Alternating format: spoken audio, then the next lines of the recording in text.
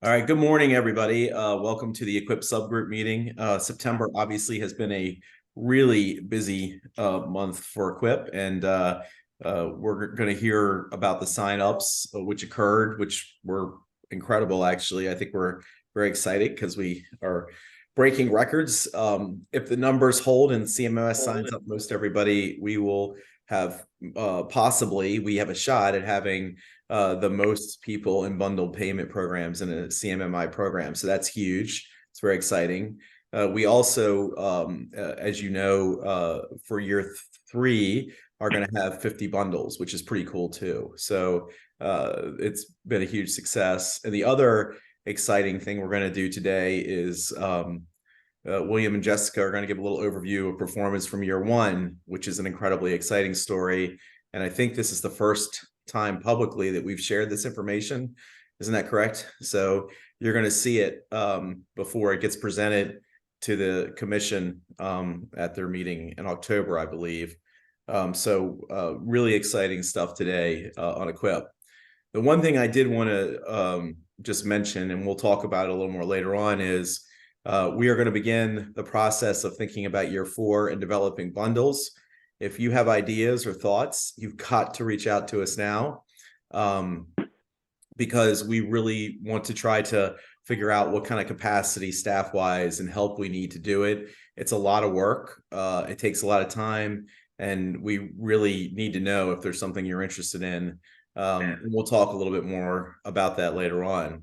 And the last thing I needed to do before I turn it over to Melanie to give us an exciting update about the transformation grant is I needed to thank Will Daniels.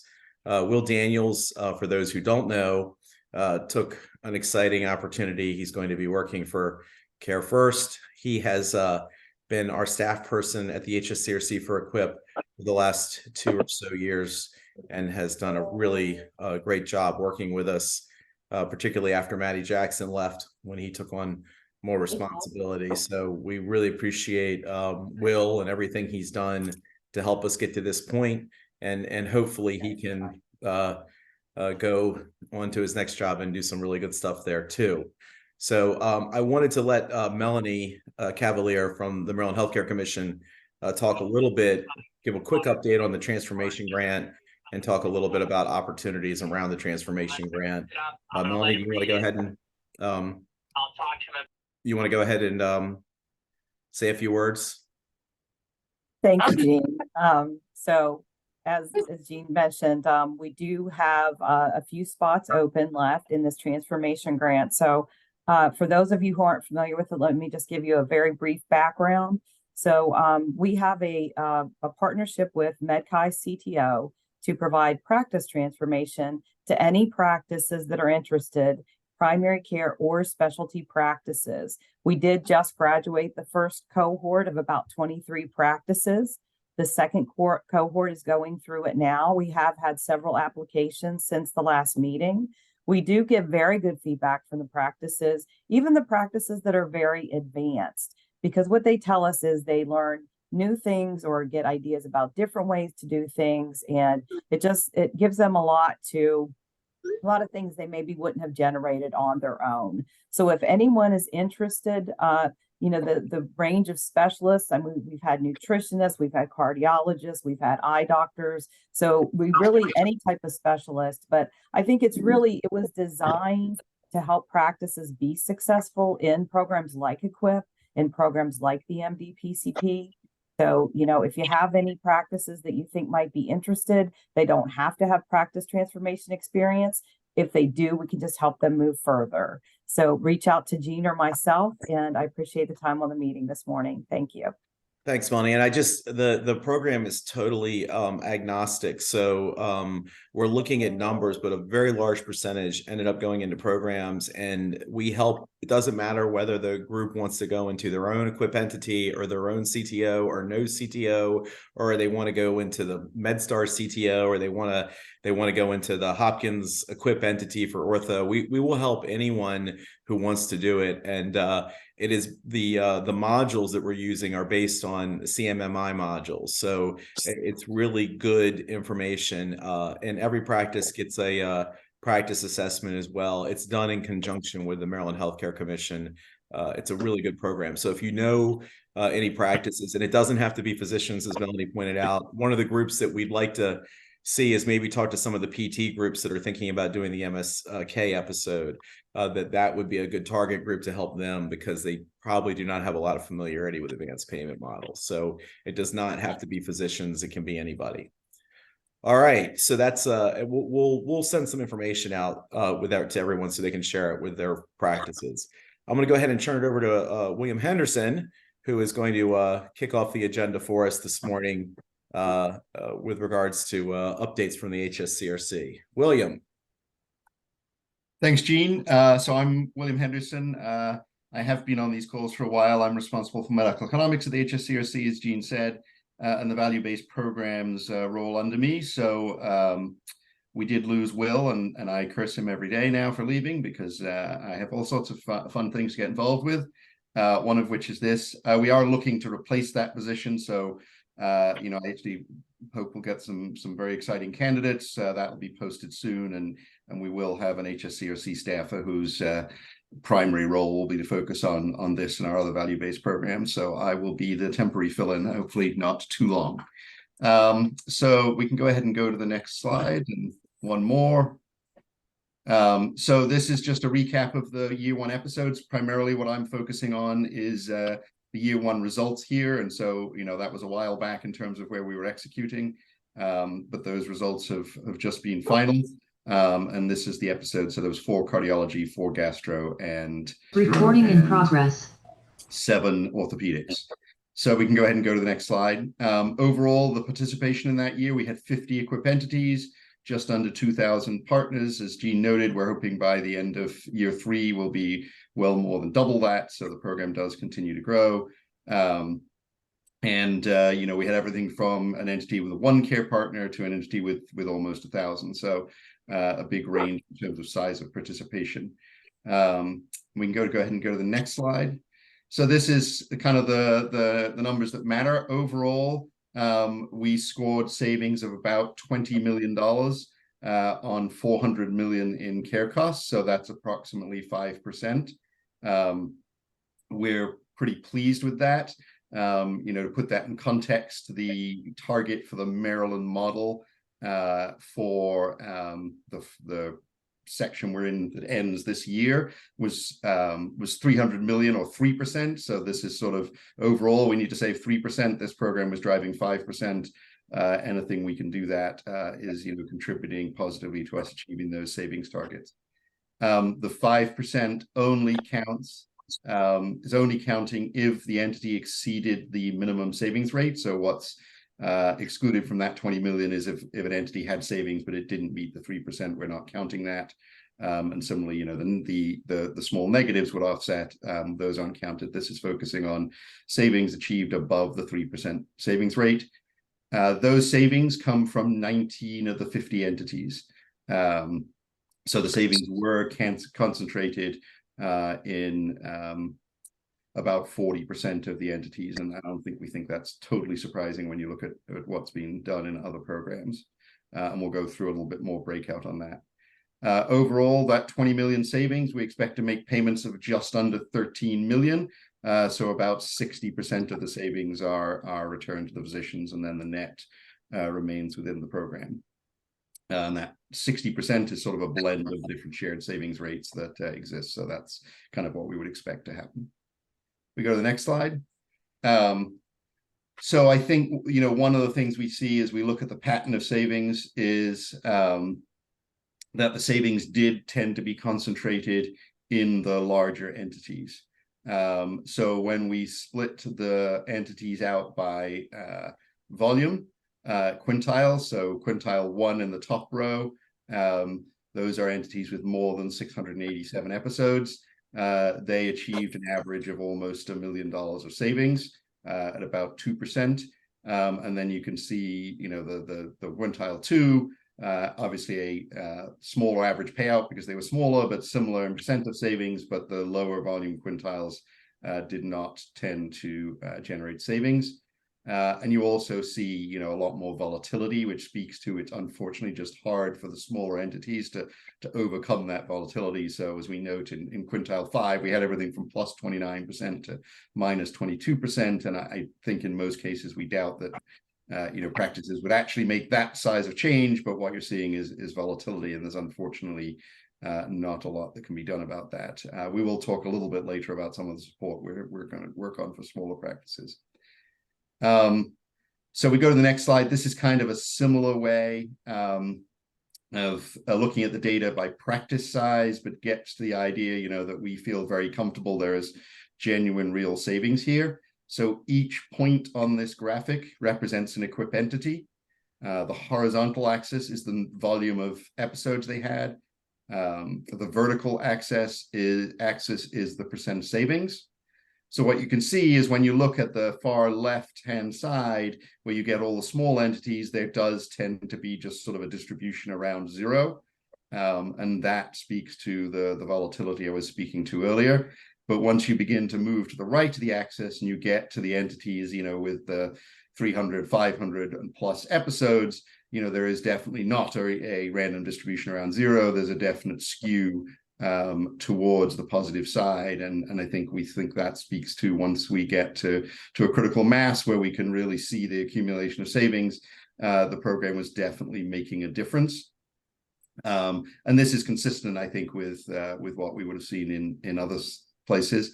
And also, we don't see a lot of, once you get to size, you see very few dots significantly below 0. There's sort of one exception, and we'd expect that because you can't really generate negative savings. We wouldn't really expect people to be out there doing less efficient things under the program. So that's sort of consistent with what we expect. You either see somebody who didn't manage to have much effect, and therefore they're somewhere around 0, and then you have the people who really managed to make an impact, and they're the dots that are above the line there in the green area. This slide breaks out these savings by specialty. So the bulk of episodes and the bulk of savings is in the orthopedic bucket, the last set on the page, where we had about 50% of the baseline spend and generated positive savings. In the other areas, it varied by episodes. Each specialty did have at least one episode that averaged above the 3% minimum savings rate. But the orthopedic episodes were more consistently successful. So I'll pause there. I don't know, Jean, if you want to pause and take questions on the results. And then maybe we can go on to the next slide, which talks more about next steps. And obviously, every entity can get to their own results and drill down behind that in the EQIP system. And if you want help with that, please reach out to the CRISP team, and they can help you through that. Any questions from anybody? Comments, thoughts? All right, everybody's had a long week, so I had a quick question, Gene. Yeah. Sorry. No. Is there a comparison to how these episodes match up to similar episodes, but in the commercial payer market? Because I'm imagining as these entities were involved in these procedures, that fell under the EQIP parameters, if there were any, just a side-by-side comparison, just to see like how much savings is generated versus what might be on the commercial side. If that makes sense. So I think, Daniel, it's a good question. If you recall, when we developed this program, we worked closely with Care First, and Care First launched programs, bundles that somewhat mirrored some of the bundles that were launched. There's a little differences. For example, Care First has like an OBGYN bundle that obviously we don't have a lot of fertile octogenarians, so we can't really run that in Medicare, right? But I think the fundamental problem, and I don't know if Nathan or someone from Care First is on, that's probably proprietary information by the carrier, right? There'd be no way to know what their savings results were, and they might be nervous about sharing it. So I don't know how we would get it. I don't know, Will, if you have any ideas on how we could get it. But that would be an interesting question. And I do know there were bundles that mirrored these bundles. Not as many, obviously, and a little differences, but there were also some that were exactly the same. So, Will, I don't know, do you want to add anything?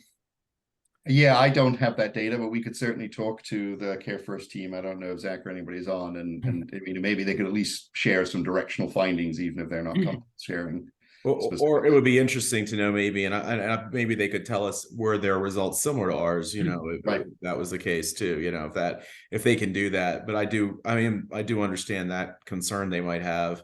The other thing I would note is that I'm not really sure with the other smaller carriers that have various market shares in Maryland. I don't know how similar their programs are to ours, and we did have discussions with them very early on when we were developing it. But maybe it's time for us to have those discussions again, because one of the things we are trying to do is have alignment and have this program be similar, so we don't have physicians doing different things for different patients based on who their payer is. Frank.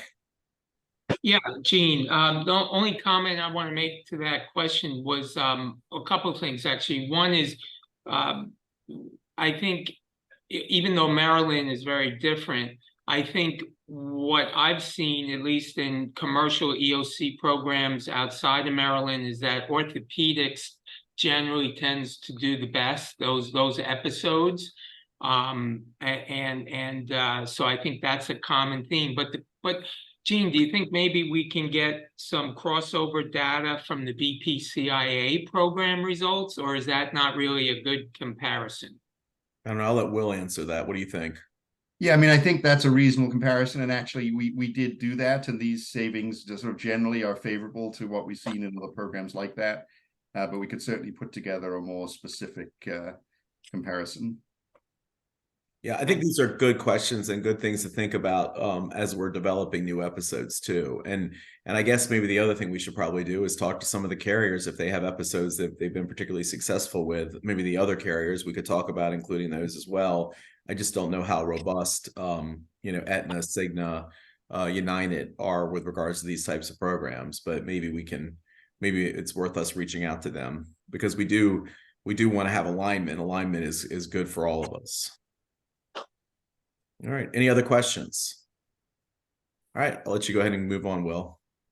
All right. So this slide has some next steps and assessments. So we, through the CRISP Learning Collaborative, have commissioned a formal evaluation study. So a firm called, I think they're called Dobson DaVinzo, is taking this data in and actually doing sort of an academic evaluation. So we're hoping they'll finish that work 3 to 6 months, and they'll kind of validate our savings calculations, but also sort of put it in a broader perspective. So, one thing that potentially we've seen in CMS programs, right, is, are we just riding a secular wave where everybody was doing this and we're just capturing the people who happen to participate in EQIP? So that formal evaluation will look at those kind of questions a little bit more closely. We're planning to do some learning collaborative sessions hosted by MedChi and CRISP that will look at some of the practices that earned incentive payments and look at what they implemented and what they think are keys to success. I think generally we believe, year one results are favorable and have exceeded our expectations in terms of the amounts of payouts, and to the conversation, we think it's generally favorable to what CMMI has seen nationally.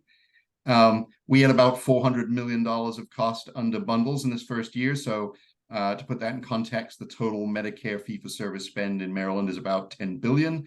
So you're looking at like 4% of the total cost. So clearly we're only scratching the surface in terms of the impact.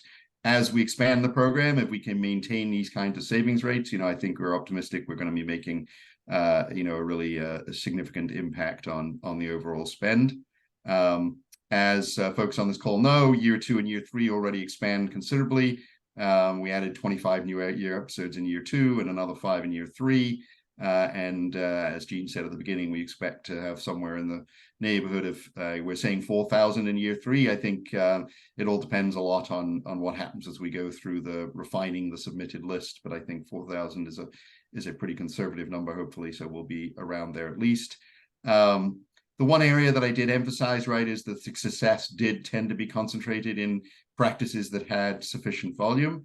I think there's probably two theories behind that. The first is the one I've mentioned, which is it is hard, even if you're doing a great job, if you have a very small volume, it's easy for that volume to get overwhelmed by the volatility in the data and the patient experience. And second is that it is probably harder for a small practice to invest because this economy of scale is just such that somebody who's full-time focused on this practice could be supported by a practice with a ton of episodes, but obviously a small practice can't do that. So a couple of things that we're looking at. One is that it's already in place. The year 3 MedChi is working with smaller practices to group them together into single entities, and I think we're optimistic this will help both problems. One, the aggregation of volumes will allow the noise to get averaged out, and then the signal of their impact will come through more strongly. And two, by working together, we're hoping the smaller practices and with MedChi can bring some resources that they couldn't bring if they were all working independently. The other piece, and this also fits on, as Melanie talked early on, and Jean, there's an existing practice transformation program. We are looking at adding a complementary program in year 4+. We're going to work on putting that together. It will be similar to that existing program. I think the only difference is it will be focused around EQIP participation. So, it will be for practices who either are or are committed to participating in EQIP. And the goal behind that program, again, is to help with that question of how can we help smaller practices take advantage of some of the administrative tools that will make them successful in a way that is also cost efficient for them. So those are our program support aspects that we're looking at adding, and we'll talk later, as Jean said, about additional episodes and so on, and how we're going to look at that. So I think that's my last slide, and I'll stop there and see if there's any other questions.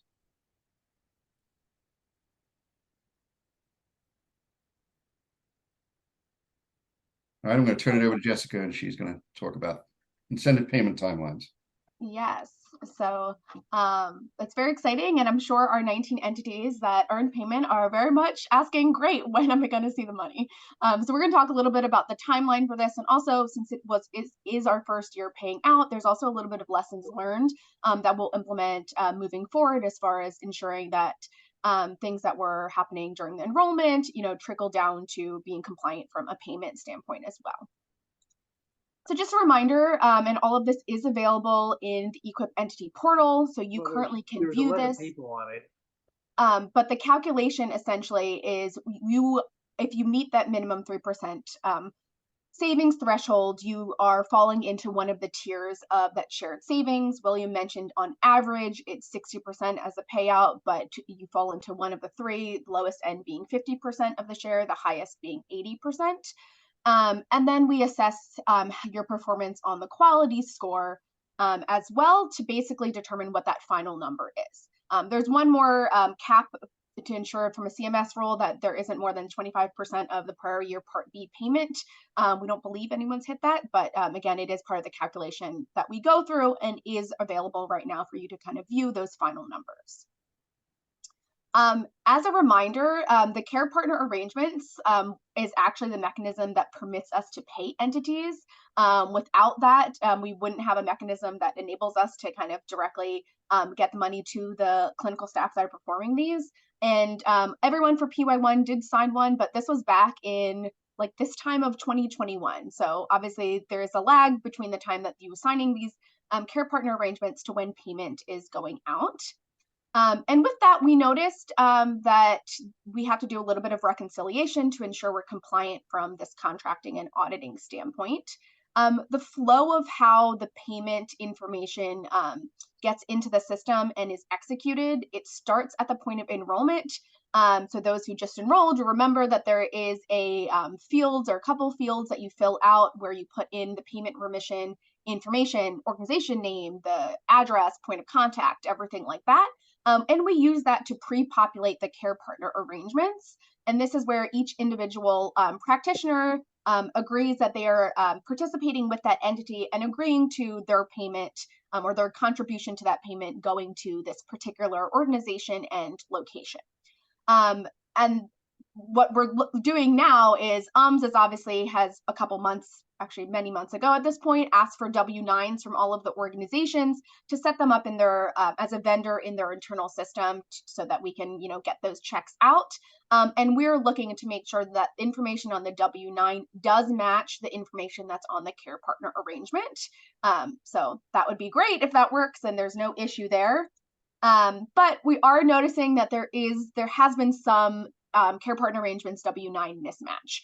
And that can be either the name or the address on the care partner arrangement do not match. And as of right now, without that matching, it is preventing the payments being distributed. However, we do have a couple resolutions. The first of which is, could that W-9 be corrected? We want to emphasize that people can use that second line in the W-9, the doing business as line, to match the name of their entity or the name of what they put in the payment remission if it's slightly different than their official business name. We actually had a bunch of organizations that were able to do that correction, and we've already been able to match up that information. Alternatively, though, if, again, this information was put in about 2 years ago, so if that information has been changed or, again, at the time, not realizing sort of the trickle down effect, and it does need to be updated, our solution moving forward is those care partners will need to sign an amendment for us to, again, kind of be compliant from that contracting standpoint. We expect that to go out hopefully over the next couple weeks. We'll start that process with the lead care partner signing in order to get the checks out, and then give us a little bit more time to get the rest of the care partners. Looking at the total number, it isn't a crazy amount because this is only really impacting the 19 entities that earned incentive payments, and more than half of them either already had a match or we've sort of fixed the match. So a small number, but again, still impactful, and again, giving us some lessons learned for how we're gonna look to in year 2 and year 3 payments. So all of that together, we get to the actual timeline. So kind of the 3 remaining steps that need to happen is 1, we need to match up these W-9s and care partner arrangements. Again, we feel confident that will happen within the next couple of weeks. And then there's 2 other sort of checks that need to go in place. 1, the HSCRC is conducting a post-episode monitoring analysis. Essentially what we're looking is to make sure that care was not delayed or there's a pattern of delayed. For example, if you have a 14-day episode, we don't want to see a ton of care happening in day 20 and a pattern of that. Again, we don't anticipate that, but it is something we want to just ensure with the integrity of the program. And then finally, we do need CMS to verify that 25% cap so that we can do that final check before we send out this incentive payments. So with all that said, the exact timeline is Q4 of this year. We're hoping that would be actually starting in late October. There may be a little bit fluctuation with that. Again, probably mostly hindering on the amendments, but hopefully within about a month or so, you guys should be getting those checks. It will be in the form of a paper check that's mailed to that address on the payment remission, and we will inform entities like when that check actually has been mailed. So of course, you guys can be on the lookout for them. So any questions there? All of the entities that had a mismatch have already been notified. So if you haven't heard anything, you're good. So that's at that point, it's good news for you guys. Hey. Hi, Jessica. This is Jesse Pines. Just a quick question. So we're talking about the 21. This is for the 21 episodes, right? So 2022 episodes, yeah. Okay, this is for 2022 episodes. So basically, in terms of the expectation for the 2023, that would come, I guess, October of 2024. So thanks for clarifying that.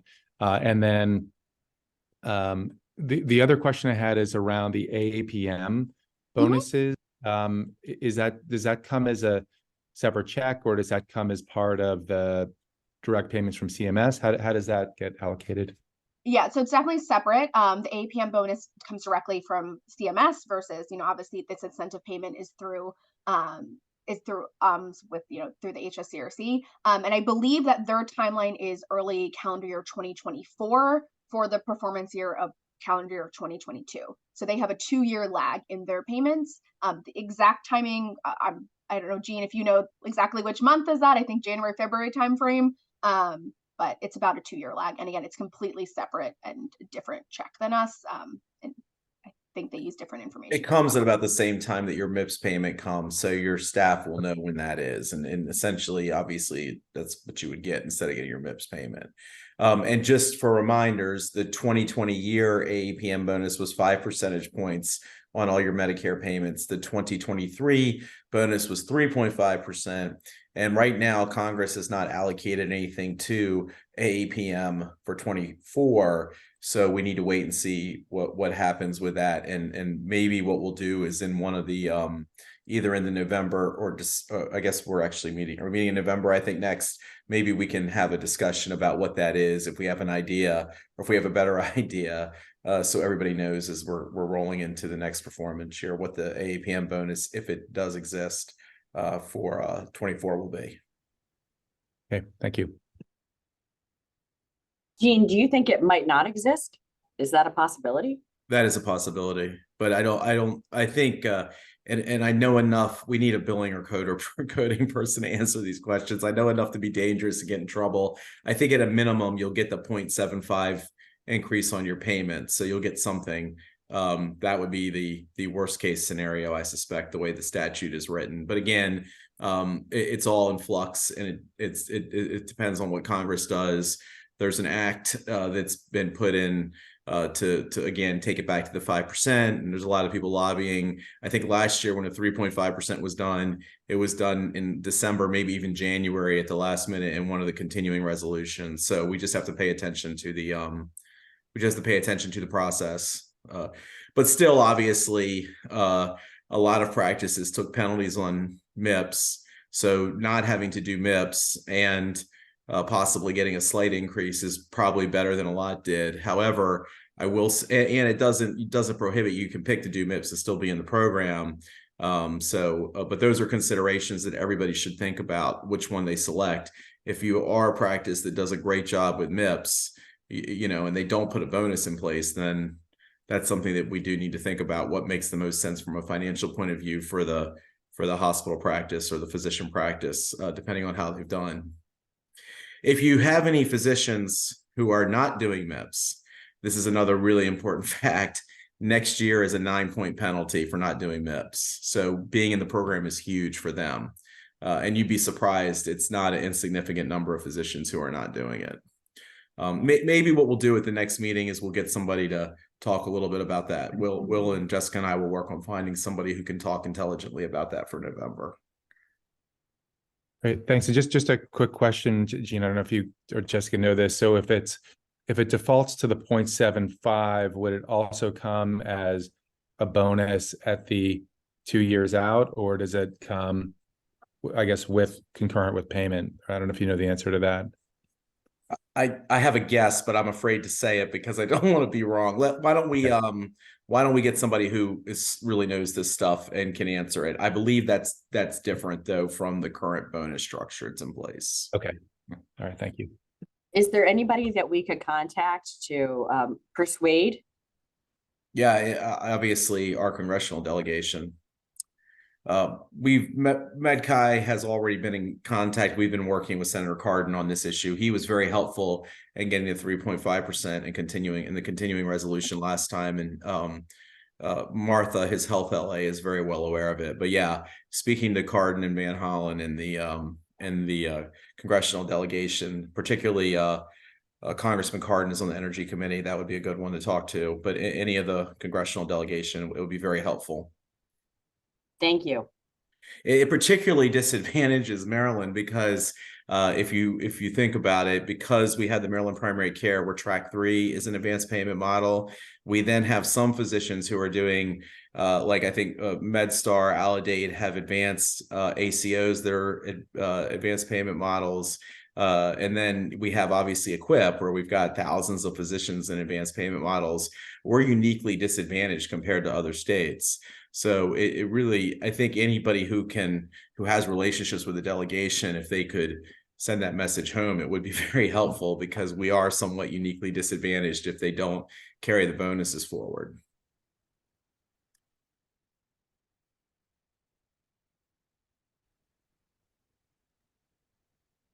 Okay, so this is all on the payment topic. We're going to move a little bit on to two of our policies that we obviously had in place in the beginning of this program, but want to kind of clarify how it's actually going to be implemented, because we're actually at the point where we can start implementing it. It was sort of just conceptual beforehand.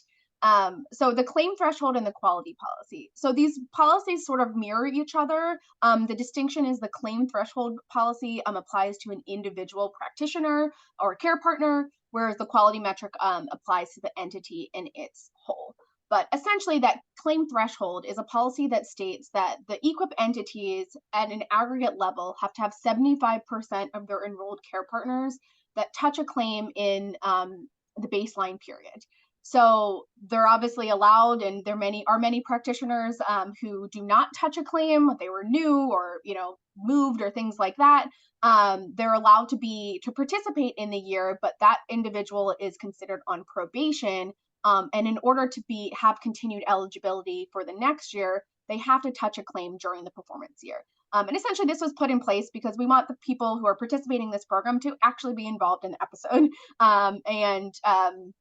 It's a very small number there, but it is something that we want to consider year over year, especially since we just had some conversation. There are many perks of participation, including being part of an AAPM. So again, having involvement and relationship to these episodes and driving the total cost of care down and improving quality is very important. The second one is this quality metric. And what we do here is we look at the quality performance rate for the EQIP entity. And if at the entity level, you fall below the 20th percentile of the state benchmark, for any of the three quality metrics, that entity essentially receives 0 points on that measure and are notified that they are on probation. 2 consecutive years of an entity falling in that lowest 20th percentile results in their removal from participating in the next year. So all of that was great, but due to timing of the data, as you guys are well aware, we're dealing with claims data and lag and having to run this through the Prometheus methodology. Having these 2 consecutive years would be very hard to implement because we really don't get full 2 years of data until 3 years after that initial start. So what we've done is we've looked at, due to the timing of the data, is that second consecutive year will be assessed using just the first 2 quarters of the performance year. So if you think about it, entities are notified at the very start of the performance year of their care partners on probation, or if the entity as an entirety is on probation for their quality performance, they're notified. And then they find out that they are, need to enroll in the middle of the next year when we don't know what the final decision will be about that. But then they're notified at the very start of the next year of the final status of that probationary status. Just a couple things for the care partners. For example, if we're looking at those that are notified that they're no longer eligible to participate in PY2 because they did not touch a claim, they will again be removed from PY3, but be able to re-enroll in PY4. The other thing that I like to note, because I think looking at this be a little like, oh my gosh, how's this? It's a little scary. How's this going to be implemented? We had, I think, 9 entities in PY1 that were on probation from a quality perspective. Every single one of them moved off of it. So just kind of, again, having that awareness, I think, of the fact that it's being measured. Some of this are things that were being done, but maybe not captured in the claims perspective. Every single one of them moved out of that probationary status and were very successful from a quality standpoint. So again, we don't anticipate that this will be very impactful. We really don't want to remove a lot of people. That's not the intention of this, but we do need to have some guardrails when it comes to the integrity of the program, especially since it is upside only. The other thing that I'll note for PY1, we had about 2,000 care partners. When looking at those care partners that didn't touch a claim during that period, we're talking about less than 50 that this was impacting. So again, a very small percentage, but again, it's important for us to sort of figure out how we're actually going to implement and communicate that. So what does it exactly mean from like a timeline standpoint? So let's look at this current performance year, PY2, and how that would be impactful for PY3. So PY2 enrollment was actually last summer. So in July of August of 2022, care partners, entities all enrolled in PY2. In very early January of this current calendar year, so the start of the performance year, they were notified of, here's a list of your MPIs that are on probation, and here's your current status from a quality perspective. Again, everyone's going throughout this year, doing their episode, getting all of the bumps as far as participating in an AAPM, and hopefully, I think almost everyone re-enrolled during these last couple months for PY3. Our plan is very early of the start of the next year of PY3.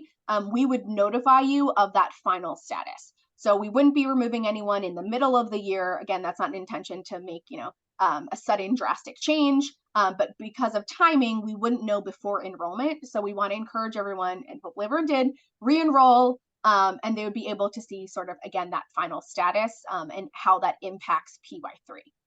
We, again, looking at how it all fell out into place for PY1, the impact of this is very slight.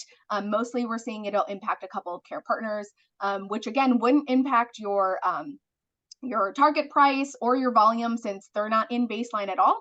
But we do want to note that those care partners who are removed from PY3 would not get, it sounds like we don't know what that bonus is, but would not get the QP bonus or the status of being in an AAPM for calendar year 2024. So a very small amount. That probably was a lot, so I'm going to pause and hopefully answer some questions about this and a little bit of that. Hey, Jessica, this is Jesse here again. One question about the quality metrics that are used in the ED EQIP program are actually quality metrics that apply to other clinicians, specifically the use of BMI, which, we didn't have an issue with meeting that threshold, but there's, sort of a degree of randomness, and, we can't control what other clinicians do, but we're held to account to be above that 20% threshold. Just wanted to ask about whether or not that was, the architecture of that is being reconsidered. I think, and William, I don't want to speak for you, but I think looking at PY4, probably that is on the table. The intention for the first 3 performance years was to keep the quality metrics the same across the board, regardless of the specialty. So we understand there's definitely variability when it comes to, I would say, the relationship of that individual practitioner to how they actually do implement that quality metric. We do want to note, however, I think on the flip side, we tried to be very much aware of how we were measuring it and not making it dependent on just those EQIP practitioners, but in fact looking at like a full year back for that beneficiary and seeing if those quality metrics were performed by anyone.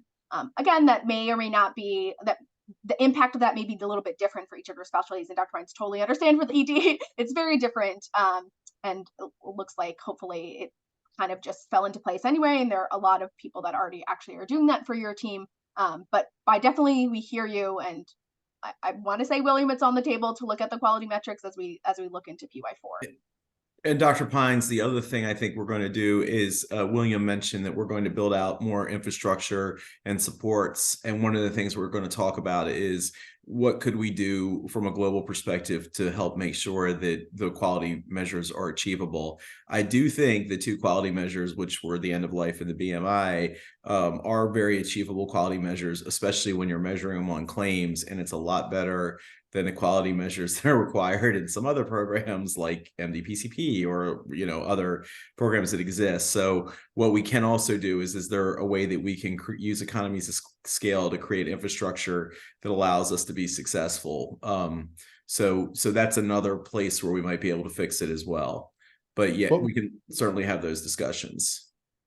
Yeah, I mean, the issue is that we're being measured on something that that for those beneficiaries, we have absolutely nothing to do with, in particular. So we see the patient in the emergency department, and the patient is seen by their primary care physician and gets their BMI measured or gets, their end of life assessed. But it's totally random as to whether we would, the attribution is just doesn't make any sense, basically. and I'm glad that it sort of worked out based on, whatever the stochastic nature of the, of the randomness here, but thankfully those patients being managed longitudinally had those things done, and we weren't penalized for that. But if there was a way to sort of change that where it actually applies to clinical actions of the ED physicians as opposed to other doctors, that would be beneficial. Right, but we also, and I hear what you're saying, but we also have measures that are relatively easy and do make sense from a global budget perspective. So an end of life might be something that in the hospital setting you guys are really good about dealing with for obvious reasons, whereas if you're an ophthalmologist and you're doing a glaucoma bundle, you're not having a discussion with your patient about end of life. So other physicians have troubles in different ways, but yeah, we can definitely look at it and figure it out. I just also think what we want to do is figure out how do we really make this a population health program, and how do we figure out if we have a specialty that has trouble with a particular measure because it doesn't make sense for them, can we figure out a fix that solves the problem? And that might be better from a population health point of view and managing the patient. So I think we want to look at both solutions, not just changing the measure, but also thinking, can we make the whole system work better too? Yeah, I think, Gene, I appreciate your answer. I think that's exactly where we are. I mean, I think the problem, our central problem, Dr. Pines, is ideally, right, we would have perfect quality measures for every bundle, but we would only have one bundle if that was going to be our standard, right? And so I think our focus was being able to allow a broad range of physicians to participate.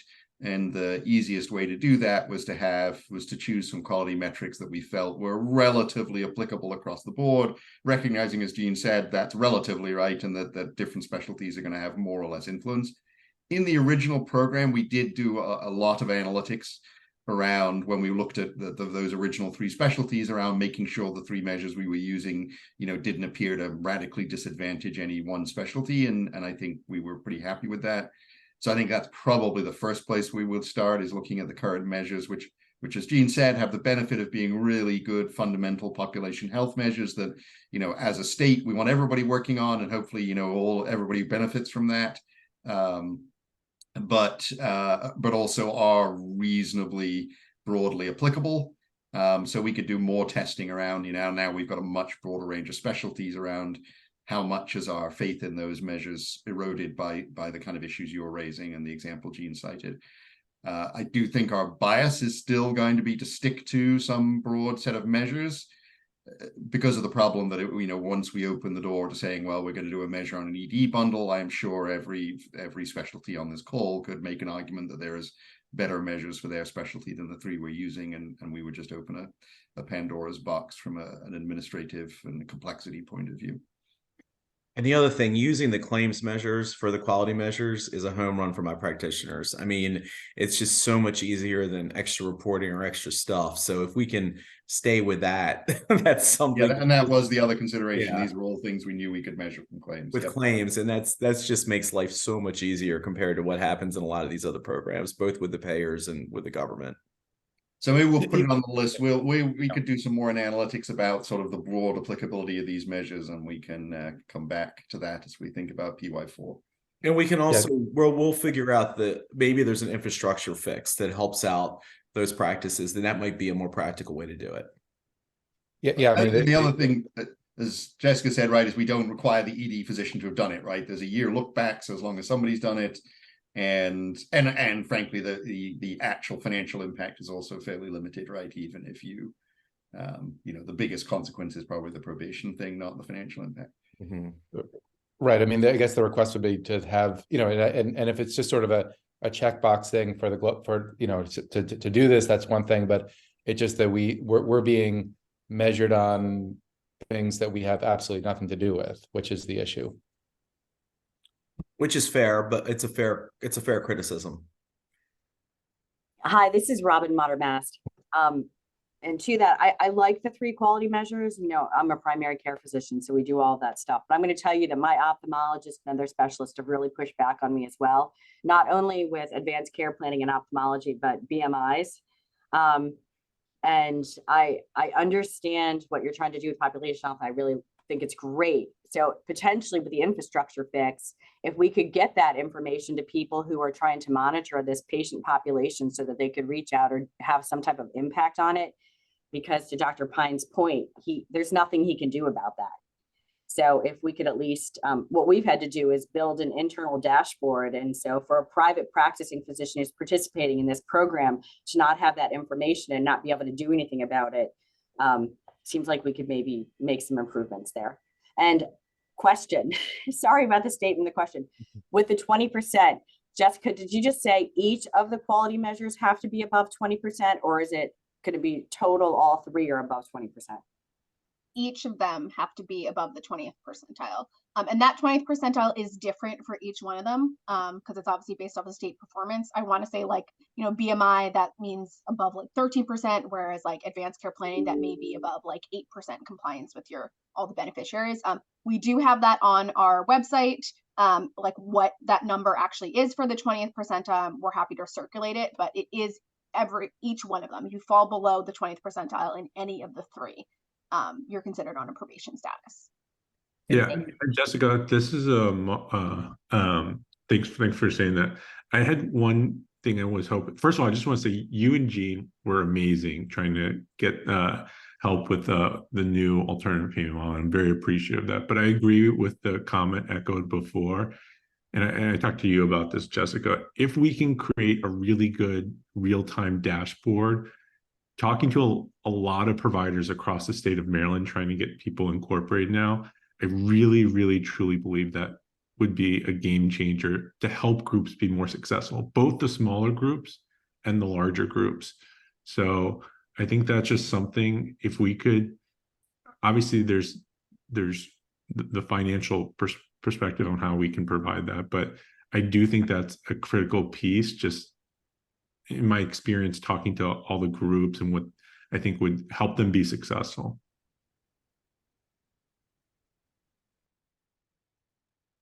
Well, maybe what we can do, Dr. Pines, Dr. Grunner, and Dr. Matter-Mass, maybe we can have like a little discussion about both the infrastructure issue and quality measures, and have a offline discussion maybe in a few weeks or so, and just talk about it and see if we can't come up with some solutions.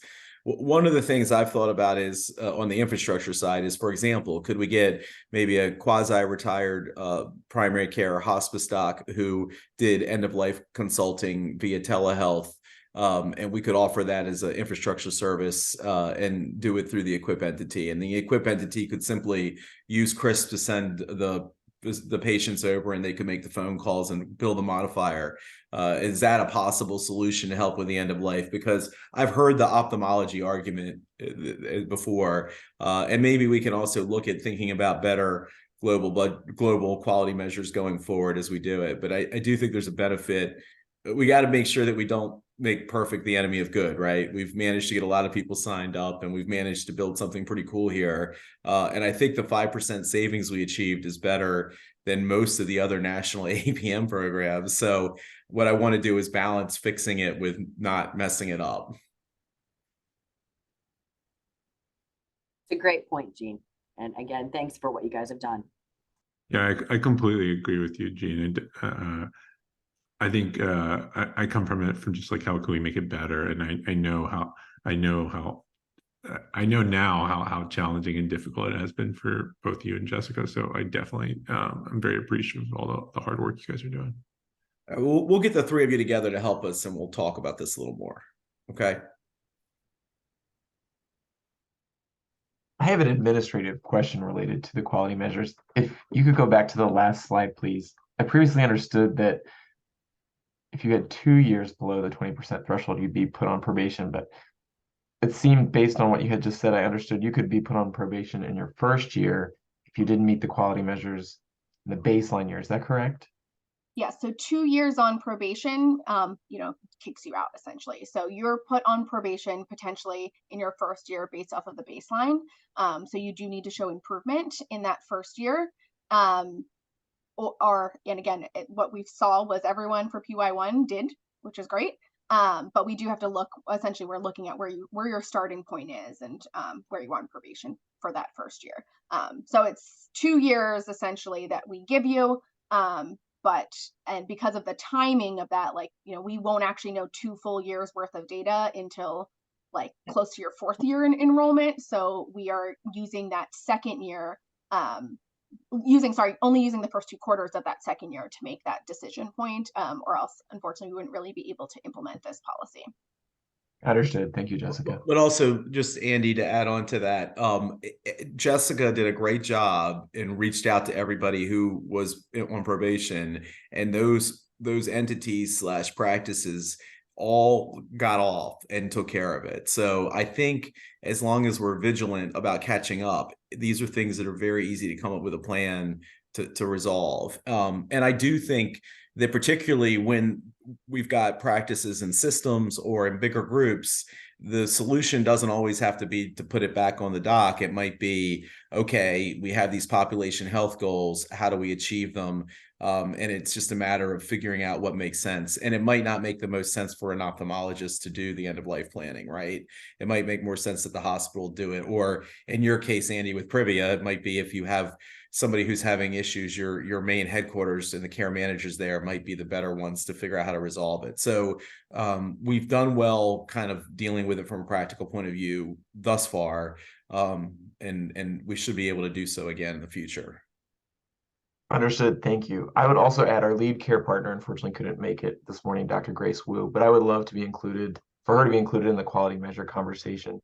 I think some of the challenges we've encountered is these quality measures. I think every physician in Maryland is participating in multiple value-based care programs, and these quality measures don't overlap with any of the other initiatives at the federal or state level. So it's just adding more administrative burden to these providers. So if Dr. Wu could also receive an invite, we would appreciate that. Okay, we would definitely do that. You guys for that conversation, and I think we're going to have a discussion about the savings and disenrollment on that. Are we doing that next, or was that part of that discussion as well? No, so we purposely didn't include DIS savings. So the DIS savings policy is the same, meaning, sorry, not the same in implementation. So I don't want to jump ahead there. But in the way that it was written, DIS savings is that 2 consecutive years of DIS savings means your entity is no longer eligible to participate. So we have the same restrictions with that as far as the data lag for that. You know, we really wouldn't be able to know in that 3rd year if you're eligible or not for it. We are not going to implement this same looking at only the first 2 quarters for the DIS savings policy. So we're kind of going to revisit how that is actually operationalized. But as of right now, we are not. Anyone for PY3 is going to continue to participate, and we're not going to implement the DIS savings policy for PY3 because we actually won't know that information, until really middle towards the end of that performance year. So we're still trying to figure that one out, but by all means, it's not implementing or impacting anyone for PY3. So does any action by the HSCRC or anybody else have to be taken to approve that, or can that be done at the staff level? Maybe that's a Will question. No, I think we're going to dot some I's and cross some T's on that, but I think I'm pretty comfortable that that's right. If you're a DIS savings in year 1 and year 2, you are safe for year 3, and we need to figure out what the consequence is beyond that. Okay. So there won't be any, we don't need like a magic vote of the HSCRC or anything on that, and you feel good. So that's a pretty big change and a big win. So I know there are a lot of people on this call who expressed concern about it. So I know there's a high level of appreciation that we're not going to be throwing people out for DIS savings in year 3. So that's very exciting news. Right. Probably that we need to make sure we have CMS is probably the people who need to be okay with that. But as Jessica said, the practical problem is we really don't know who those people are until this time and next year, at which point we'll be 9 months into year 3, and we don't think it's practical appropriate to kick people out of that one. Okay, so I guess unless CMMI objects, that's the plan. Yep. All right. Hey, can we take a second because we're talking about CMMI? There was a question in the chat about the roster being incorrect for AAPM status, I think. We are aware of that. We think that the 22 issues are mostly resolved. There might be a small number left. There are a significant number of gaps in 23 still. And we are definitely working with that with CMMI. It's like the first thing we meet bi-weekly with CMMI. It's the first week on our point on our agenda every week. Unfortunately, it's administratively messy on their end for reasons we don't fully understand, but we're aware of that issue and definitely working it. And I think we'll circle back when we feel like it is resolved, so that you guys, I know from, the individuals being able to actually look it up themselves to verify it is probably, what you guys are looking for. So we'll circle back hopefully when we do have a resolution for that.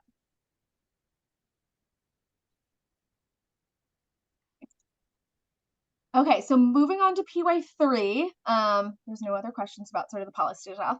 As I think both William and Jean mentioned in the beginning, we are extremely happy with so far how PY3 enrollment has been going or did go. Just as a reminder, sort of the last 6 months of the calendar year is sort of this heavy enrollment time period.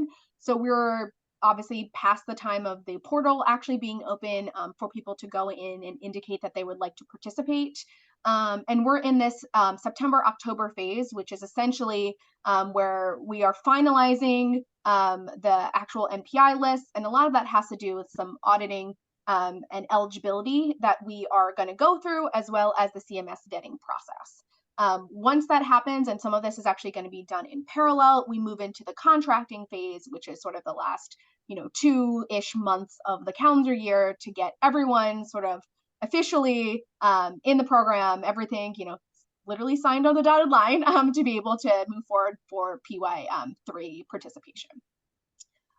So where are we? So performance year 3. So as of Friday, September 1st, that was the close of the portal.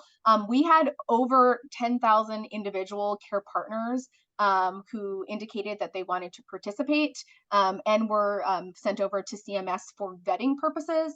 Just for some comparison, in PY1, that number and the initial enrollment, I think was around like 5,000, and in PY2, that number was close to 8,000. So that number does significantly drop after we go through vetting, after we go through some auditing processes, but it's still much higher. That initial start is much higher than we've seen in prior years, indicating really good growth.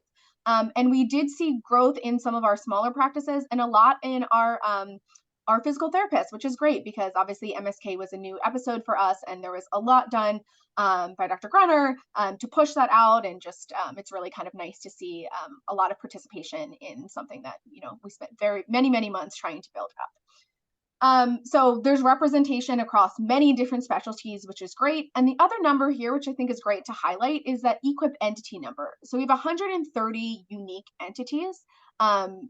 That's compared to 50 in performance year 1. So nearly triple of where we started just a couple years ago. And we are still seeing a wide variety in that size, some as small as 1 or 2. And then we still have some that are like, 500, 600 individuals. But again, really great growth, and seeing that growth across many different specialties, especially those that maybe had a little less participation in the prior performance years. So that's very exciting. And then, as we mentioned, end of this calendar year really is vetting, eligibility, and contracting. So vetting and eligibility, that is sort of in 3 different phases, and kind of how the numbers sort of get implemented. First, we do want to mention, because in earlier this presentation, we did discover that there has been a mismatch in some of our PY1 payment remission entities and their W-9. So we'll be reaching out and asking entities to submit their W-9s now. So if there is any issue, we can correct it on the front end before we get into any contracting issues. So that, again, that'll hopefully help everything flow appropriately. The other thing is some deduplication of care partners across the entities.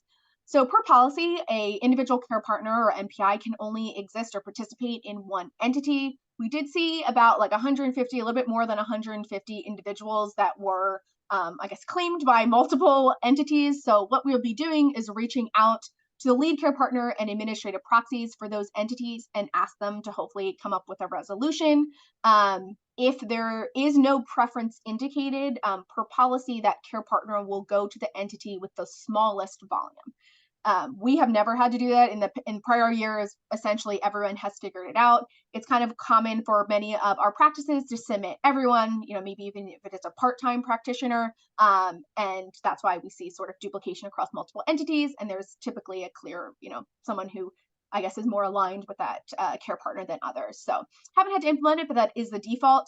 Timing of that, you all should be receiving notification of duplication of NPIs end of day today, early Monday, and we are asking for about a week turnaround time because it is dependent on getting those lists cleaned up before we get to some of our next phases. So if you don't hear from us, good news, no duplication issues. Additionally, as we mentioned earlier this week, we sent over our list to CMS for vetting. So they will go through the process mainly from a PICO system to ensure everything is up to date there and matches. We typically expect the results in late October. I would say that in prior years' experience, that can fluctuate quite a bit. I think we're closer to November last year when we, into November when we got those results. So we may kind of enter in our contracting phase before getting the CMS results because we don't want that to be held up. Additionally, there's sort of a two-step CMS vetting. So the PICOs we get back hopefully relatively quickly. But the second one is the program integrity and law enforcement vetting process. That has impacted very, very few amount of individuals. That is sort of the second part, and we keep everyone up to date if any of your care partners are no longer eligible to participate because of this CMS vetting. Now, the other thing that we talked about was the 75% threshold. And this is actually where we see, I'd say, the most significant number of our care partners drop off from the initial enrollment time period to when we actually send out contracts. So again, to reemphasize that policy, 75% of your care partners have to touch a claim within your baseline period in order to be in order to meet that. And if your entity is below that, so let's say you have 50% of your care partners or 65% of your care partners, we contact you and let you know that the threshold is not met and that you need to reduce your care partners by a certain number. We give you all that information. We let you know which care partners do not touch a claim. We let you know what your current percentile is, and we let you know what number you need to remove in order to hit that 75% threshold. So hopefully that's a little bit of a smoother process, but again, we do see I'd say fairly significant number kind of drop off in order for all of our entities to meet that threshold. And then the final one is once all of that happens, there's obviously edits made to that. We recheck the eligibility from a volume threshold. So many a times the final composite of the care partners, some entities may now fall below the threshold for certain episodes. So essentially your participation continues in all of the other episodes that you've selected, but we do automatically drop episodes that fall below that 11 volume threshold in order to be eligible. So all of this is communicated. It hopefully won't be a surprise, but lots of stuff going on behind the scenes to, again, ensure that we're looking good from to be able to start with all of our clean entities in January of next year.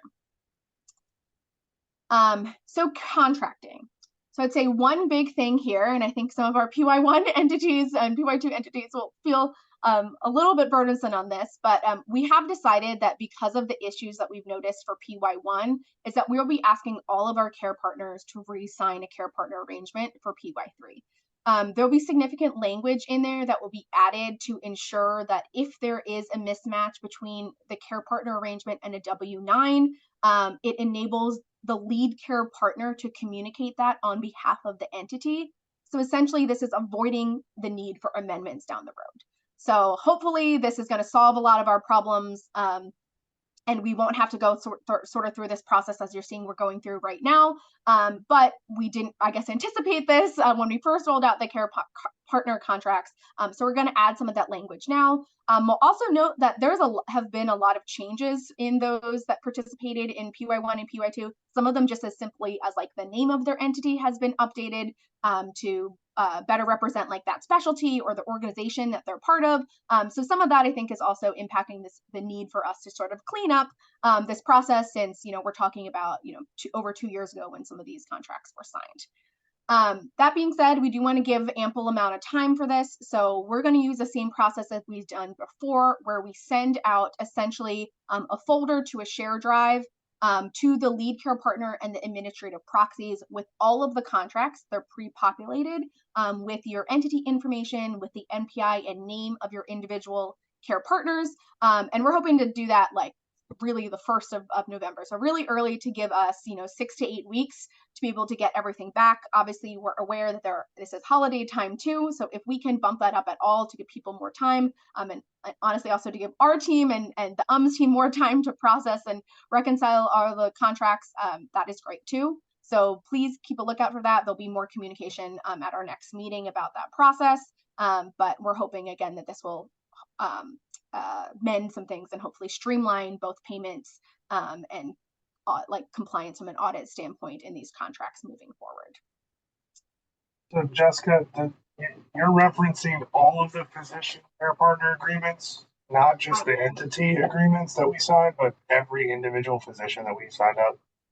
Yes, and so every individual physician has signed a care partner arrangement. That was the requirement every single year, but we are asking those individuals to re-sign for this year, again, so that we can make sure that payment can be paid out and compliant from a contracting standpoint. And it gives us, and I really shouldn't say us, it gives entities flexibility when there are things like a business office moving, from a different location, because payment is about 2 years after you're entering in that information in enrollment.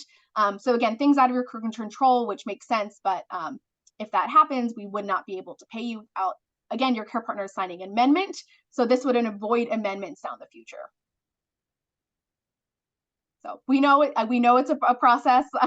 And like I said, we're going to try to move up the timeline from that. I think last year we were closer to like mid-November when we sent this out. So we're going to try to give people a little bit more time, knowing that it is a significant burden, but again, hoping that this will solve things down the road and enable a little bit more flexibility if things change within your entity to allow your lead care partner to sort of speak on behalf of the entity.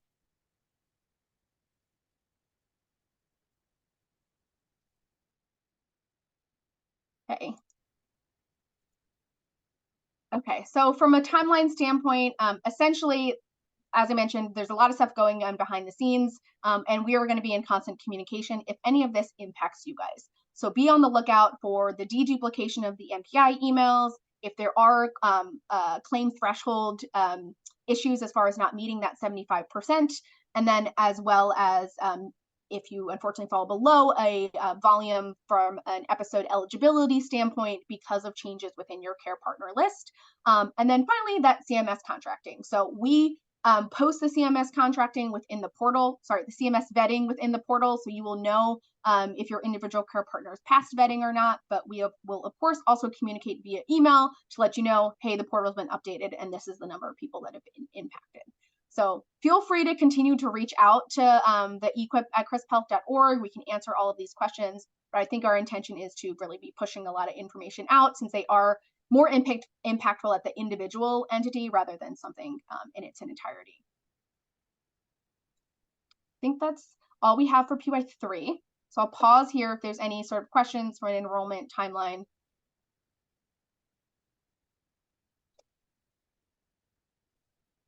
Okay. And it's crazy to think about, but we really are starting to think about PY4 already. So this is actually calendar year 2025. But when we look at kind of backing up from when the calendar year, when that performance year starts, when enrollment starts, we really are talking about starting those conversations now. So a lot of new episodes is actually entirely driven by stakeholder input and interest from our community. So for example, we are hopeful that last year the CKD episode wasn't just quite ready from this timeline standpoint in order to be put into this performance year. We're hoping to continue and pick back up that conversation and get that in for next year.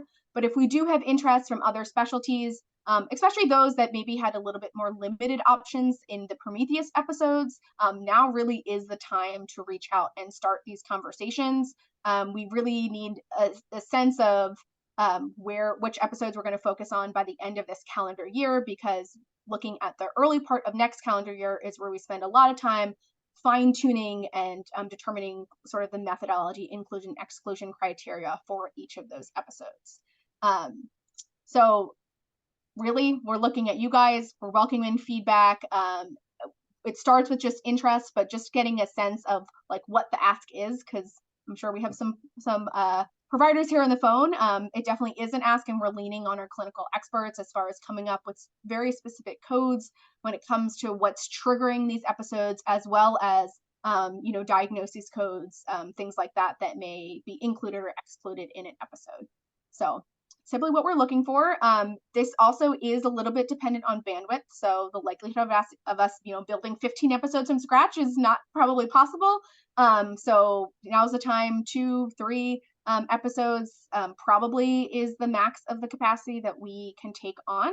But again, all of this is sort of gauged by interest. So please reach out. I think Jean also has had some conversations with other groups about potential interest.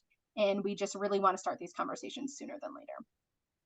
The other thing we're willing to do is if you're looking at a particular specialty code, we can reach out to the National Specialty Society and see if they have folks who can help us with additional resources. So the sooner we know, we might be able to do more if we have knowledge ahead of time.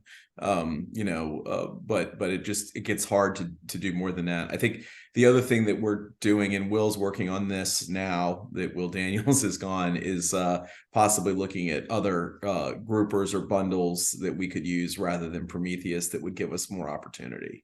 And I think that's something else that's under consideration for year 4 as well. Yeah, there's definitely, we'll be looking at grouper alternatives for year 4 as well.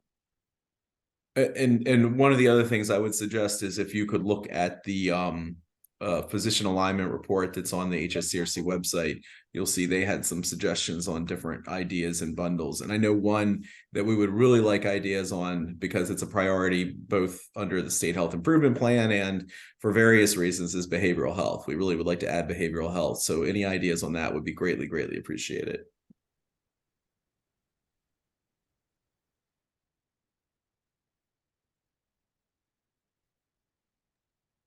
Okay, I think that's it. If there are any questions, obviously now is the time, but we want to thank you guys all for your time. And we're really happy with both performance year 1 results, as well as the continued growth that we're seeing in performance year 3 enrollment. And we record, and Jean puts these up on all of on his website as well as the CRISP website. So we're trying to make sure we can communicate this information out to everyone, knowing that people can't attend here. I believe our next meeting is scheduled for November. Jean, we might want to just make sure there's no impact from a holiday standpoint there, but we will make sure that's on your guys' calendars. I think that's it. Anything else from anybody? Your last shot to ask questions, and obviously we're always available to answer anything anybody might have. All right. Well, have a good one, guys. Thank you. Thank you.